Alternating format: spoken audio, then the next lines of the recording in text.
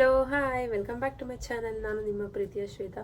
ಇವತ್ತಿನ ವಿಡಿಯೋ ಬಂದು ನಿಮಗೆ ತಮ್ನೇಲ್ ನೋಡಿ ಏನು ಅಂತ ಅರ್ಥ ಆಗಿರಬೇಕಲ್ಲ. ಹೌದು, ಇವತ್ತಿನ ವಿಡಿಯೋ ಬಂದು ಯು ಎಸ್ ಅಲ್ಲಿ ಅಂದರೆ ಒಂದು ಫ್ಯಾಮಿಲಿ H1B ವೀಸಾ ಮೇಲೆ ಬಂದರೆ ಒಂದು ಮಗು, ಗಂಡ ಹೆಂಡತಿ 3 ಜನ ಇದ್ದರೆ ಮಂತ್ಲಿ ಎಕ್ಸ್ಪೆನ್ಸಸ್ ಲೈಕ್ ಬಾಡಿಗೆ, ಗ್ರಾಸರೀಸು ಎಲ್ಲ ಓವರ್ ಆಲ್ ಖರ್ಚು ಒಂದು ಮಂತಿಗೆ ಎಕ್ಸ್ಪೆನ್ಸಸ್ ಎಷ್ಟು ಆಗ್ಬೋದು ಅಂತ ನಾನೊಂದು ಆ್ಯಾವ್ರೇಜಲ್ಲಿ ಹೇಳ್ತೀನಿ. ಸೊ ಬೇಸಿಕ್ ಸ್ಯಾಲ್ರಿ ಎಷ್ಟು ಬರುತ್ತೆ, like for example H1B visa ಮೇಲೆ ಯಾರು ಬಂದಿರ್ತಾರೆ, ಸೊ ಅವ್ರದ್ದೊಂದು ಅಂದಾಜು ಒಂದು ಬೇಸಿಕ್ ಸ್ಯಾಲ್ರಿ ಎಷ್ಟು ಬರ್ಬೋದು, ಸೊ ಎಕ್ಸ್ಪೆನ್ಸಸ್ ಎಷ್ಟಾಗ್ಬೋದು ಮಂತ್ಲಿ ಎಕ್ಸ್ಪೆನ್ಸಸ್ ಅಂತ ನಾನು ಈ ವಿಡಿಯೋಲಿ ಹೇಳ್ತೀನಿ. ಇಂಟ್ರೆಸ್ಟ್ ಇದ್ದರೆ ಯಾರಾದರೂ ಫುಲ್ಲಾಗಿ ನೋಡ್ಬೋದು, ಸ್ಕಿಪ್ ಮಾಡಿದಿರ. ಫಸ್ಟ್ ಟೈಮ್ ಯಾರಾದರೂ ನನ್ನ ಚಾನಲ್ ನೋಡ್ತಾರೆ ಸಬ್ಸ್ಕ್ರೈಬ್ ಮಾಡ್ಕೊಳ್ಳೋದು ಮರಿಬೇಡಿ. ಆ್ಯಂಡ್ ವಿಡಿಯೋ ಸ್ಟಾರ್ಟ್ ಮಾಡೋಣ. Let's get into the video. ಈಗ ಒಂದು H1B ಎಂಪ್ಲಾಯಿನ ಬೇಸಿಕ್ ಸ್ಯಾಲ್ರಿ ತೊಗೊಂಡ್ರೆ 60,000ದಿಂದ ಹಿಡಿದು 1,25,000 1,50,000ವರೆಗೂ ಸ್ಯಾಲ್ರೀಸ್ ಇರುತ್ತೆ. ಅದು ಅಷ್ಟೇ ಬೇಸ್ಡ್ ಆನ್ ಲೊಕೇಶನ್ನು. ಎಷ್ಟೊಂದು ಲೊಕೇಶನ್ ಅಂದರೆ ಲೊಕೇಶನ್ನು ಸಿಕ್ಕಾಪಟ್ಟೆ ಕಾಸ್ಟ್ ಆಫ್ ಲಿವಿಂಗ್ ಜಾಸ್ತಿ ಇರುತ್ತೆ. ಸೊ ಹಂಗಾಗಿ ಸ್ಯಾಲ್ರಿ ಕೂಡ ಜಾಸ್ತಿನೇ ಕೊಡ್ತಾರೆ ಆ್ಯಂಡ್ ಎಕ್ಸ್ಪೆನ್ಸಸ್ ಕೂಡ ಅಷ್ಟೇ ಇರುತ್ತೆ. ಫಸ್ಟ್ ಪಾಯಿಂಟ್ ಬಂದು ಮನೆ ಬಾಡಿಗೆ ಟೋಟಲಿ ಡಿಪೆಂಡ್ಸ್ ಆನ್ ಲೊಕೇಶನ್ನು. ನೀವು ಯಾವ ಲೊಕೇಶನ್ ಇರ್ತೀರಾ ಅದ್ರ ಮೇಲೆ ಡಿಪೆಂಡ್ ಆಗಿ ನಿಮಗೆ ಬಾಡಿಗೆ ಇರುತ್ತೆ. ಅಂದರೆ ನಿಮಗೆ ಬಾಡಿಗೆ ಜಾಸ್ತಿ ಕಮ್ಮಿ ಲೊಕೇಶನ್ ಅಂದರೆ ನಾನು ಹೇಳ್ತೀನಿ ಯಾವುದ್ರ ಬೇಸಿಸ್ ಮೇಲೆ ಬಾಡಿಗೆ ಜಾಸ್ತಿ ಇರುತ್ತೆ ಕಮ್ಮಿ ಇರುತ್ತೆ ಅಂತ. ಈಗ ನಾವಿರೋ ಸಿಟಿ ಬಂದು ಬಾಸ್ಟನ್ನು.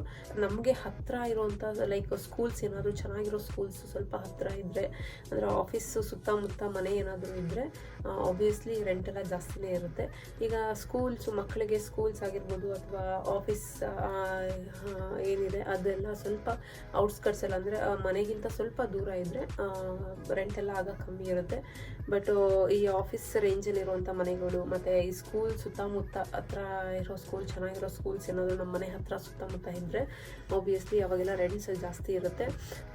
ಬಾಸ್ಟನ್ನ ಕಂಪೇರ್ ಮಾಡಿದ್ರೆ ಟ್ಯಾಂಪಾ ಆ ಕಡೆ ಎಲ್ಲ ಸ್ವಲ್ಪ ಕಮ್ಮಿ ಇದೆ ರೆಂಟ್ಗಳು.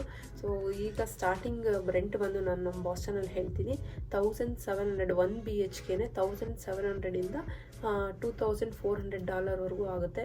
ಇಂಡಿಯನ್ ಕರೆನ್ಸಿಯಲ್ಲಿ ಹತ್ತತ್ರ 1.25 ಲಕ್ಷದಿಂದ 2.25 ಲಕ್ಷ 2.5 ಲಕ್ಷವರೆಗೂ ಬಾಡಿಗೆನೇ ಪೇ ಮಾಡಬೇಕಾಗುತ್ತೆ ಇಲ್ಲಿ ನಾವು 1 BHKಗೆ. ಬಂದು ಇಲ್ಲಿ ಫ್ಯಾಮಿಲಿ ಅಂದರೆ ಒಂದು ಮಗು ಏನಾದರೂ ಇದ್ದರೆ ಕಂಪಲ್ಸರಿ 2 BHK ಮಾಡಲೇಬೇಕು. ಸೊ ನಾವು 1 BHK ತೊಗೋತೀವಿ ಅಂತಂದರೆ ಆಗಲ್ಲ. 2 BHK ಒಂದು ಮಗು ಇದ್ದರೆ ಕಂಪಲ್ಸರಿ ಬೇಕೇ ಬೇಕು. ಸೊ 2 BHK ಅಂತ ಹೋದರೆ ಇಲ್ಲಿ ಒಂದು $2,700 to $2,800ವರೆಗೂ ನಾವು ಬಾಡಿಗೆನೇ ಪೇ ಮಾಡಬೇಕಾಗುತ್ತೆ. ಸೊ ಹತ್ತತ್ರ 2.5 ಇಂದ 2.25 ಲಕ್ಷವರೆಗೂ ಬಾಡಿಗೆನೇ ಬರುತ್ತೆ ಹೋಗುತ್ತೆ ಇಂಡಿಯನ್ ಕರೆನ್ಸಿಯಲ್ಲಿ ಹೇಳಬೇಕಂದ್ರೆ. ಮತ್ತು ಇಲ್ಲಿ ಇನ್ನೊಂದು ಏನಪ್ಪ ಅಂತಂದರೆ ಪವರ್ ಬಿಲ್ಲು ಯೂಶಲಿ ತುಂಬಾ ಬರುತ್ತೆ ಪವರ್ ಬಿಲ್ಲು. ಅಂದರೆ ನಿಮಗೆ ಮಂತ್ಲಿ ಒಂದು $100 to $150ವರೆಗೂ ಬರುತ್ತೆ ಪವರ್ ಬಿಲ್ಲೇ ಪೇ ಮಾಡಬೇಕು. ಯಾಕಂದರೆ ವಿಂಟರಲ್ಲಿ ಸಿಕ್ಕಾಪಟ್ಟೆ ಚಳಿ ಇರುತ್ತೆ. ಸೊ ಹಂಗಾಗಿ ನಾವು ಈ ಡ್ರೆಸ್ನ ಯೂಸ್ ಮಾಡಲೇಬೇಕು. ಮತ್ತು ಸಮ್ಮರಲ್ಲಿ ಸಿಕ್ಕಾಪಟ್ಟೆ ಸೆಕೆ ಇರುತ್ತೆ. ಸೊ ಡೆಡ್ ಅಪೋಸಿಟು, ಹಂಗಾಗಿ AC use ಮಾಡಲೇಬೇಕಾಗುತ್ತೆ. So power bill usually $100-150ವರೆಗೂ ಬರುತ್ತೆ. ಸೊ ನಮ್ಮ ಇಂಡಿಯನ್ ಕರೆನ್ಸಿಯಲ್ಲಿ ಅಮ್ಮಮ್ಮ ಅಂದರೆ ಒಂದು 10,000 to 12,000ವರೆಗೂ ತಿಂಗಳು ಪವರ್ ಬಿಲ್ ಏನಿದೆ ಸೊ ಅದು ಬರುತ್ತೆ. ನಮ್ಮ ಇಂಡಿಯಾಲಾದರೆ ನಾವು ವರ್ಷ ಇಡೀ ಕಟ್ತೀವಿ ಇಷ್ಟು ಪವರ್ ಬಿಲ್ ಅಲ್ವಾ. ಸೊ ಇಲ್ಲಿ 1 ತಿಂಗಳಿಗೇ ಅಷ್ಟು ಕಟ್ಟಬೇಕು. ನೆಕ್ಸ್ಟ್ ಬಂದು ಮೆಡಿಕಲ್ ಇನ್ಶೂರೆನ್ಸ್ ಅಂದರೆ ಹೆಲ್ತ್ ಇನ್ಶೂರೆನ್ಸ್ ಬಗ್ಗೆ ಹೇಳ್ತೀನಿ. ಹೆಲ್ತ್ ಇನ್ಶೂರೆನ್ಸ್ ಅನ್ನೋದು ಮಸ್ಟ್ ಅಂತ ಹೇಳಬೇಕಿಲ್ಲಿ. ಅಂದರೆ ಮ್ಯಾಂಡೇಟ್ರಿ. ಹೆಲ್ತ್ ಇನ್ಶೂರೆನ್ಸ್ ಇಲ್ಲ ಅಂದರೆ ಇಲ್ಲಿ ಕಾಲಿಡೋಕ್ಕೂ ಆಗಲ್ಲ ಹಾಸ್ಪಿಟಲ್ಸಲ್ಲಿ, ಅಷ್ಟೊಂದು ಕಾಸ್ಟ್ಲಿ ಇರುತ್ತೆ. ಸೊ ಮಂತ್ಲಿನೂ ಅಷ್ಟೇ ಹೆಲ್ತ್ ಇನ್ಶೂರೆನ್ಸ್ಗೆ ನಾವು ಇಷ್ಟು ಅಂತ ಪೇ ಮಾಡಬೇಕಾಗುತ್ತೆ. ಸೊ ಇಲ್ಲಿ $500 ಮಂತ್ಲಿ, $500 to $600ವರೆಗೂ ಹೋಗುತ್ತೆ 3 ಜನ ಏನಾದರೂ ಫ್ಯಾಮಿಲಿ ಮೆಂಬರ್ಸ್ ಇದ್ದರೆ. ಸೊ ಇಂಡಿಯನ್ ಕರೆನ್ಸಿಯಲ್ಲಿ ಹತ್ತತ್ರ ಹೇಳಬೇಕಂದ್ರೆ ಒಂದು 40,000ವರೆಗೂ ಹೋಗುತ್ತೆ. ಸೊ ಹೆಲ್ತ್ ಇನ್ಶೂರೆನ್ಸ್ ಅಂತ. ಇಲ್ಲಿ ಇನ್ನೊಂದು ನೆಕ್ಸ್ಟ್ ಪಾಯಿಂಟ್ ಬಂದು ಕಾರ್ಗೆ ನಾವು ಗ್ಯಾಸ್ ಅಂತೀವಿ, ಅಂದರೆ ಪೆಟ್ರೋಲು ಡೀಸೆಲ್ ಏನು ಹಾಕಿಸ್ತೀವಿ ಅದು ಅಷ್ಟೇ. ಮಂತ್ಲಿ ನೀವು ಜಾಸ್ತಿ ಓಡಾಟ ಏನಾದರೂ ಇದ್ದರೆ ಒಂದು $150 to $200ವರೆಗೂ ಬರುತ್ತೆ. ಜಾಸ್ತಿ ಓಡಾಡ್ತೀವಿ ಅಂತಂದರೆ ನಮಗೆ ಒಂದು $200 to $250ವರೆಗೂ ಕಾರ್ದು ಪೆಟ್ರೋಲ್ಗಂತಲೇ ಸಪ್ರೇಟಾಗಿ ಎತ್ತಿಡಬೇಕು. ಸೊ ನಾವು ನಮ್ಮ ಬವಿನ ಬೆಳಗ್ಗೆ ಹೊತ್ತು ಡೈಲಿ ಸ್ಕೂಲ್ ಕರ್ಕೊಂಡು ಅದ್ರಲ್ಲಿ ಲೀಟ್ರ್ ಬೇರೆ ಆನ್ ಮಾಡ್ತೀವಲ್ಲ, ಸಿಕ್ಕಾಪಟ್ಟೆ ಚಳಿ ಇರುತ್ತೆ. ಸೊ ಹಂಗಾಗಿ ಪೆಟ್ರೋಲ್ ಜಾಸ್ತಿ ಹಿಡಿಯುತ್ತೆ. ಹಾಗಾಗಿ ಒಂದು $200 to $250 ಅಪ್ರಾಕ್ಸಿಮೇಟ್ಲಿ ಅಂತ ಹೇಳ್ಬೋದು. ಸೊ ನಮ್ಮ ಇಂಡಿಯನ್ ಕರೆನ್ಸಿಯಲ್ಲಿ ಹೇಳಬೇಕಂದ್ರೆ ಹತ್ತತ್ರ ಒಂದು 17,000 to 20,000 ಒಳಗಡೆವರೆಗೂ ಪೆಟ್ರೋಲ್ ಚಾರ್ಜಸ್ ಆಗುತ್ತೆ ಮಂತ್ಲಿ. ಇನ್ನೊಂದು ಬಂದು ಕಾರ್ದು ಲೋನ್ ಏನಿರುತ್ತೆ, ಕಾರ್ ಇನ್ಶೂರೆನ್ಸು, ಕಾರ್ ಲೋನು. ಅಂದರೆ ನಾವಿಲ್ಲಿ ಏನಿಲ್ಲ ಅಂದ್ರೂ ಕಾರ್ ಇರಲೇಬೇಕು. ಸೊ ಇಲ್ಲಿ 2 ವೀಲರ್ಸ್ ಎಲ್ಲ ನಮ್ಮ ಇಂಡಿಯಾದಲ್ಲಿ ಆಗೋ ಥರ 2 ವೀಲರ್ಸ್ ಎಲ್ಲ ಇಲ್ಲಿ ವರ್ಕ್ ಆಗಲ್ಲ. ಕಾಲಿಲ್ಲ ಅಂದರೂ ಕಾರ್ ಇರಲೇಬೇಕು. ಯಾಕಂದರೆ ಸಿಕ್ಕಾಪಟ್ಟೆ ಚಳಿ ಇರುತ್ತೆ, ಎಕ್ಸ್ಟ್ರೀಮ್ ಚಳಿ ಇರುತ್ತೆ, ನಡ್ಕೊಂಡೆಲ್ಲ ಹೋಗೋಕ್ಕಂತೂ ಆಗಲ್ಲ. ಸೊ ಹಂಗಾಗಿ ಕಾರ್ ಇಲ್ಲಿ ಮ್ಯಾಂಡೇಟ್ರಿ. ಕಾರ್ ಬಂದು ನಾವು ಫುಲ್ ಕ್ಯಾಶ್ ಕೊಟ್ಟು ತೊಗೊಂಡ್ರೆ ತೊಂದರೆ ಇಲ್ಲ. ಈ ನಾವು ಮಂತ್ಲಿ EMI ಕಟ್ಟೋ ಥರ ಹಾಕಿಸ್ಕೊಂಡು ಏನಾದರೂ ಕಾರ್ ತೊಗೊಂಡಿದ್ರೆ ಅದಕ್ಕೂ ಇಷ್ಟು ಅಂತ ಹೋಗುತ್ತೆ. ಈಗ ನಾವು ಏನಾದರೂ ಹೈ ಬಡ್ಜೆಟ್ ಕಾರ್ ತೊಗೊಂಡ್ರೆ ಅದಕ್ಕೆ ಅಂತ ಒಂದು $700 to $800 ಮಂತ್ಲಿ ಕಟ್ಟಬೇಕಾಗುತ್ತೆ EMI. ಸ್ವಲ್ಪ ಲೋ ಬಡ್ಜೆಟ್ ಕಾರ್ ಏನಾದರೂ ತೊಗೊಂಡ್ರೆ ಒಂದು $500-600 ಮಂತ್ಲಿ ಪೇ ಮಾಡಬೇಕಾಗುತ್ತೆ ಕಾರ್ದು EMI. ನೆಕ್ಸ್ಟ್ ಪಾಯಿಂಟ್ ಬಂದು ಯುಟಿಲಿಟಿ ಚಾರ್ಜಸ್ ಅಂತ. ಈ ನಾವು ಇಂಟರ್ನೆಟ್ ಏನು ಯೂಸ್ ಮಾಡ್ತೀವಿ ನೋಡಿ, ವೈಫೈ, ಅದರದ್ದು ಅಷ್ಟೇ. ಅದು ಮತ್ತು ಈ ಇಂಡಿಪೆಂಡೆಂಟ್ ಹೌಸ್ ಇದ್ದರೆ ಟ್ರ್ಯಾಶ್ ತೊಗೊಂಡು ನಾವು ಹೊರಗಡೆ ಹಾಕ್ತೀವಲ್ಲ, ಅದಕ್ಕೂ ಸಪ್ರೇಟಾಗಿ ಬಿಲ್ ಪೇ ಮಾಡಬೇಕಾಗುತ್ತೆ.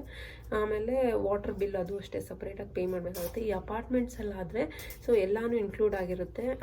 ಇಂಟರ್ನೆಟ್ ಬಿಲ್ ಮಾತ್ರ ನಾವು ಅಪಾರ್ಟ್ಮೆಂಟಲ್ಲಿದ್ದರೆ ನಮ್ದು ಅದು ಪರ್ಸ್ನಲಾಗಿ ನಾವೇ ಕಟ್ಕೋಬೇಕು. ಅಪಾರ್ಟ್ಮೆಂಟಲ್ಲಿ ಇದ್ದಂಗಿದ್ರೆ ಈ ಟ್ರ್ಯಾಶ್ ಏನು ಹಾಕ್ತೀವಿ ಅದಕ್ಕೆಲ್ಲ ನಾವೇನು ಪೇ ಮಾಡೋಂಗಿಲ್ಲ. ವಾಟರ್ ಬಿಲ್ಲು ಅಷ್ಟೇ, ಸೊ ಬಾಡಿಗೆಯಲ್ಲೇ ಇನ್ಕ್ಲೂಡ್ ಆಗಿರುತ್ತೆ. ಟ್ರ್ಯಾಶು ಮತ್ತು ವಾಟರ್ ಬಿಲ್ಲು ಏನೂ ನಾವು ಕಟ್ಟೋಂಗಿಲ್ಲ. ಇಂಡಿಪೆಂಡೆಂಟ್ ಹೌಸ್ ಆದರೆ ಅದಕ್ಕೂ ನಾವು ಸಪ್ರೇಟಾಗಿ ಕಟ್ಟಬೇಕಾಗುತ್ತೆ. ಸೊ ಅದು ಅಷ್ಟೇ, ಮಂತ್ಲಿ ನಿಮಗೆ ಏನಿಲ್ಲ ಅಂದರೂ ಒಂದು $200 ಪೇ ಮಾಡಬೇಕಾಗುತ್ತೆ. ಸೊ ಹತ್ತತ್ರ ಒಂದು $20,000 ನಮ್ಮ ಇಂಡಿಯನ್ ಕರೆನ್ಸಿಯಲ್ಲಿ ಯುಟಿಲಿಟಿ ಚಾರ್ಜ್ಗೆ ಪೇ ಮಾಡಬೇಕಾಗುತ್ತೆ. ಮತ್ತು ಇನ್ನೂ ಸ್ವಲ್ಪ ಎಕ್ಸ್ಟ್ರಾಸ್ ಅಂದರೆ ಈಗ ಮಕ್ಕಳೇನಾದರೂ ಇದ್ದರೆ ಅವ್ರು ಇಲ್ಲಿ ಸ್ಕೂಲ್ ಬಂದು ನಿಮಗೆ ಕಂಪ್ಲೀಟ್ಲಿ ಫ್ರೀ ಇರುತ್ತೆ. ಬಟ್ ಅವ್ರಿಗೆ ಬಟ್ಟೆ ಏನಿರುತ್ತೆ, ಬಟ್ಟೆ, ಬುಕ್ಸು, ಕೆಲವೊಂದೆಲ್ಲ ಮಕ್ಕಳದ್ದು ಐಟಮ್ಸ್ ಎಲ್ಲ ಇರುತ್ತಲ್ಲ, ಸೊ ಅದಕ್ಕೆಲ್ಲ ನಾವೇ ಪೇ ಮಾಡಬೇಕು. ಸೊ ಅದಕ್ಕೊಂದು ಈಗ ಎಕ್ಸ್ಟ್ರಾ ಚಾರ್ಜಸ್ ಅಂತ ಇಟ್ಕೊಂಡ್ರೆ ಮಕ್ಕಳಿರೋರು ಅವ್ರಿಗೆ ತಿಂಡಿ ಅದು ಇದು ಸ್ನ್ಯಾಕ್ಸ್ ಎಲ್ಲ ತೊಗೊಂಬರ್ಬೇಕಾಗುತ್ತೆ. ಸೊ ಅದಕ್ಕೂ ಎಲ್ಲ ಎಕ್ಸ್ಟ್ರಾ ಇಟ್ಕೊಂಡ್ರೆ ಒಂದು $150 to $200 ಮಂತ್ಲಿ ಪೇ ಮಾಡಬೇಕು. ನಮ್ಮ ಇಂಡಿಯನ್ ಕರೆನ್ಸಿಯಲ್ಲಿ ಹತ್ತತ್ರ ಒಂದು 16,000 to 20,000 ಸೊ ಇದು ಎಕ್ಸ್ಟ್ರಾ ಚಾರ್ಜಸ್ ಅಂತ ಹೋಗುತ್ತೆ. ನಾವು ಈಗ ಎಲ್ಲಾದರೂ ಹೊರಗಡೆ ಹೋಗ್ತೀವಿ, ಏನೋ ತಿನ್ನಬೇಕು, ಸೊ ಇದೆಲ್ಲ ಸೇರಿ ಒಂದು ಎಕ್ಸ್ಟ್ರಾ ಒಂದು $200 ಮಂತ್ಲಿ ಹೋಗುತ್ತೆ. ಮತ್ತು ಮಂತ್ಲಿ ಗ್ರಾಸರೀಸು, ಇದೊಂದು ದೊಡ್ಡ ತಲೆನೋವು. ಇಲ್ಲಿ ಫ್ರೆಶ್ ಆಗಿರೋ ತರಕಾರಿನೂ ಸಿಗಲ್ಲ, ಬಟ್ ರೇಟ್ ಅಂತೂ ಕೇಳಿದ್ರೆ ಸಿಕ್ಕಾಪಟ್ಟೆ ಇದೆ ತರಕಾರಿ ರೇಟು. ಏನಿದೆ ಇಂಡಿಯನ್ ಗ್ರಾಸರೀಸು ಇದೆಲ್ಲ ಡಬಲ್ ಚಾರ್ಜಸ್ಸು. ಒಂದು ಲೇಸ್ ಪ್ಯಾಕೆಟ್ ಬಂದು $1 ಅಂದರೆ $80 ನಮ್ಮ ಇಂಡಿಯನ್ ಕರೆನ್ಸಿಯಲ್ಲಿ ಹೇಳಬೇಕಂದ್ರೆ. ಸೊ ಹಂಗಾಗಿ ಗ್ರಾಸರೀಸು ಅಷ್ಟೇ ಸಿಕ್ಕಾಪಟ್ಟೆ ರೇಟ್ ಇರುತ್ತೆ. ಸೊ ಮಂತ್ಲಿ ಗ್ರಾಸರೀಸ್ಗೆ ಎಷ್ಟು ಪೇ ಮಾಡ್ಬೋದು ಅಂದರೆ ಒಂದು $400 to $500 ಮಂತ್ಲಿ ಗ್ರಾಸರೀಸ್ಗೆ ಹೋಗುತ್ತೆ. ಎಸ್ಪೆಷಲಿ ನಾನ್ ವೆಜಿಟೇರಿಯನ್ಸ್ ಅಂತೂ ಇದ್ದರೆ, ನಾನ್ ವೆಜ್ ಅಂತೂ ಗೊತ್ತಲ್ಲ, ಮಂತ್ಲಿ ಒಂದು 4 to 5 ಟೈಮ್ಸ್ ಆದರೂ ನಾನ್ ವೆಜ್ ಇರಬೇಕು. ಸೊ ಹಂಗಾಗಿ ಅದಕ್ಕೂ ಎಲ್ಲ ಸೇರಿಸಿ ಒಂದು $500 ಮಂತ್ಲಿ ಗ್ರಾಸರೀಸ್ ಅಂತಲೇ ಹೋಗುತ್ತೆ. ನಮ್ಮ ಇಂಡಿಯನ್ ಕರೆನ್ಸಿಯಲ್ಲಿ ಹೇಳಬೇಕಂದ್ರೆ ಹತ್ತತ್ರ ಒಂದು 40,000 to 45,000 ಗ್ರಾಸರೀಸ್ಗಂತಲೇ ಮಂತ್ಲಿ ಹೋಗುತ್ತೆ.